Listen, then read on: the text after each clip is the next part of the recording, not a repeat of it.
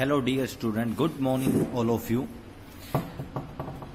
Dear student, आज हम एक नया चैप्टर स्टार्ट करते हैं। Chapter number 7, permutation and combination. Permutation का मतलब होता है डियर स्टूडेंट अरेंजमेंट करना। परम्यूटेशन का मतलब होता है बेटा अरेंजमेंट करना, और कॉम्बिनेशन का मतलब होता है सिलेक्शन करना। अरेंजमेंट जैसे आप समझते हो किस चीज को अरेंज करना, कॉम्बिनेशन आप लोग बहुत अच्छे से समझते हैं सिलेक्शन करना। सिलेक्शन का मतलब होता है कि कुछ चीजों में से कुछ चीजों को सिलेक्ट करना। परमुटेशन को हम डियर स्टूडेंट पी से डिनोट करते हैं। पी मींस परमुटेशन, कॉम्बिनेशन को सी से करते हैं बेटा। सबसे पहले हम परमुटेशन पढ़ते हैं क्योंकि फर्स्ट एक्सरसाइज ये है, उसके बाद उसमें कॉम्बिनेशन चलेगा।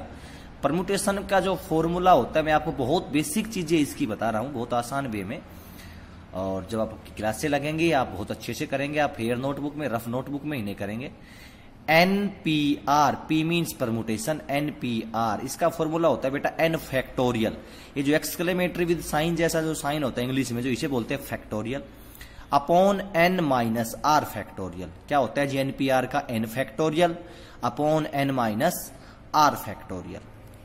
देखो आपको एक एग्जाम्पल कि हमारे पास 3 टाई हैं और 4 बेल्ट हैं, कि हम इन्हें कितने प्रकार से अरेंज कर सकते हैं, इन्हें कितनी प्रकार से इनका सिलेक्शन कर सकते हैं। 3 टाई है बेटा, तो मैंने T1, T2, T3 नाम दिया। Belt B1, B2, B3 and B4। पहले हमने ली टाई T1, इसके साथ आपने अरेंज किया भाई, पहली बेल्ट ली, फिर सेकंड नंबर, फिर थर्ड नंबर, फिर फोर्थ।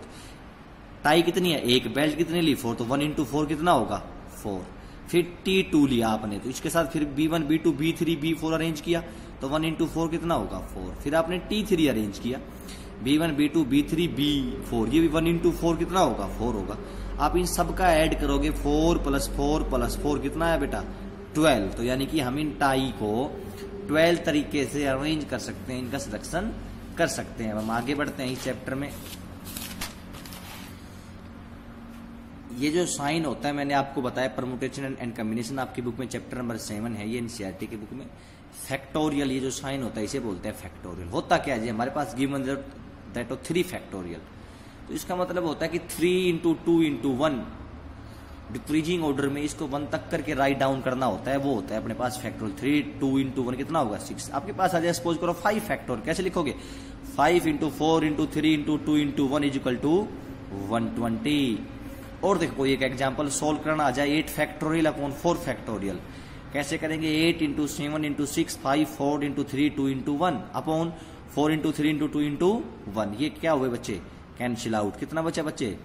1470 बालकों। ये अपना क्या होगा? इसका आंसर होगा, सॉल्यूशन होगा। इसको एक और तरीके से भी कि 4 के बाद 4 फैक्टोरियल, नीचे कितना था? 4 फैक्टोरियल, यहीं कहीं कैंसिल आउट कर देगा क्योंकि 4 3 2 1 होगा, ये भी 4 3 2 1 होगा। आंसर कितना आएगा? Same as it is. Exercise 7.1 हम लोग स्टार्ट करते हैं। फर्स्ट क्वेश्चन है कि 8 फैक्टोरियल, अगला है 7 फैक्टोरियल माइनस 3 फैक्टोरियल को सोल्व करो। तो 8 फैक्टोरियल कितना हो, कैसे लिख सकते हैं? 8 into 7 into 6 5 4 3 2 1 कितना होगा? 4 0 3 2 0। ये क्या होगा हमारा? इसका सॉल्यूशन होगा। अगला है कि 4 फैक्टोरियल माइनस 3 फैक्टोरियल, ये आप कैसे लिखोगे? 4 into 3 into 2 into 1 minus 3 into 2 into 1। तो आपको सोल्व करोगे तो कितना आएगा? ये 18। डियर स्टूडेंट, क्वेश्चन नंबर 2 कह रहा है कि is 3 factorial plus 4 factorial = 7 factorial. हम लोग अगर वैसे करते हैं 3 + 4 = 7 होता है, बट फैक्टोरियल लगा हुआ होगा, तो हम क्या करेंगे? ये तरीका 3 फैक्टोरियल 3 into 2 into 1, 4 को 4 into 3 into 2 into 1, और 7 को 7 into 6 5 4 3 2 into 1।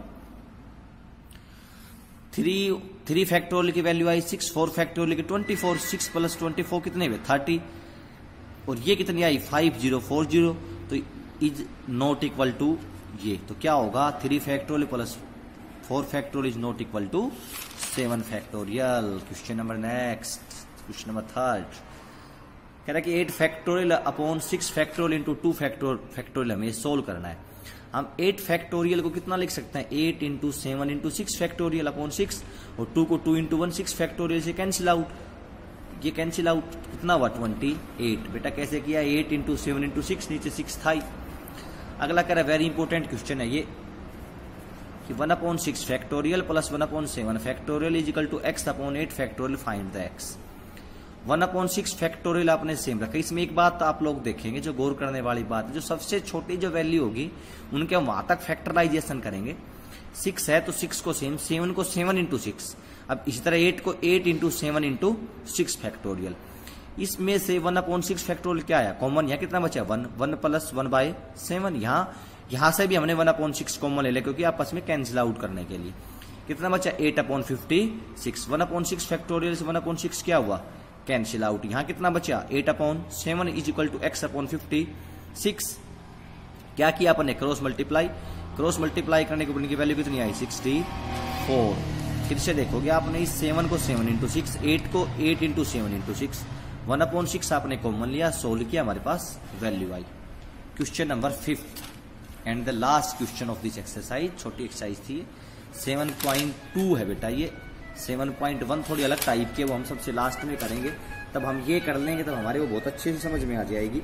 इसके बाद हम लोग वो एक्सरसाइज करेंगे। देखो कह रहा है कि नेक्स्ट क्वेश्चन हमारे पास है कि n factorial upon n minus r factorial when n is equal to 6 r is equal to 2, और सेकंड पार्ट में n is equal to 9 r is equal to 5। तो n कितना है 6, r कितना है 2। Formula n factorial upon n minus r factorial, n की जगह हमने n की वैल्यू पुट की 6 फैक्टोरियल, 6 माइनस 2 कितना हुआ 6 फैक्टोरियल अपॉन 4 फैक्टोरियल। 6 को कैसे लिखा 6 इंटू 5 इंटू 4 और 4 को 4, ये क्या हुआ आपस में कैंसिल आउट। तो कितनी वैल्यू आई इसकी 30। सेकेंड नंबर पार्ट n की वैल्यू 9, r की value 5। Formula n factorial upon n minus r। आप लोग देखोगे मैंने अभी आपको जो ये फॉर्मूला बताया था, ये परम्यूटेशन का फॉर्मूला होता है। किसका होता है जी परम्यूटेशन का, माय डियर स्टूडेंट। और ये n की जगह n की वैल्यू बेटा n माइनस r साहब, n फैक्टोरियल अपॉन 4 फैक्टोरियल। हाँ जी 9 माइनस 5 कितना होगा जी 4 फैक्टोरियल। अब 9 को 9 into 8 into 7 into 6 into 5 into 4 factorial upon 4, ये क्या हुआ कैंसिल आउट। वैल्यू कितनी आई 15120। तो ये जो एक्सरसाइज थी अपनी कंप्लीट हुई। अब जो सेकंड नंबर एक्सरसाइज है उसमें कुछ इसी से संबंधित क्वेश्चन है, उसमें कॉम्बिनेशन लगाना है, वो हम करेंगे। पूरी बुक में सबसे आसान चैप्टर ये था। जिस तरह से ट्रिग्नोमेट्री आसान था वैसे ये आसान है, बहुत अच्छे से पढ़ोगे। और जैसे जैसे आप लोग हम आगे बढ़ते जाएंगे हम लोग ये क्वेश्चन करते रहेंगे बेटा। ये चीजें मैंने आपको बताई दी थी कि इसका क्या होता है तरीका, परमुटेशन को P से, कम्बिनेशन को C से, ये फॉर्मूला होता है इसका। आप घर पे बहुत अच्छे से पढ़ेंगे। Thank you student.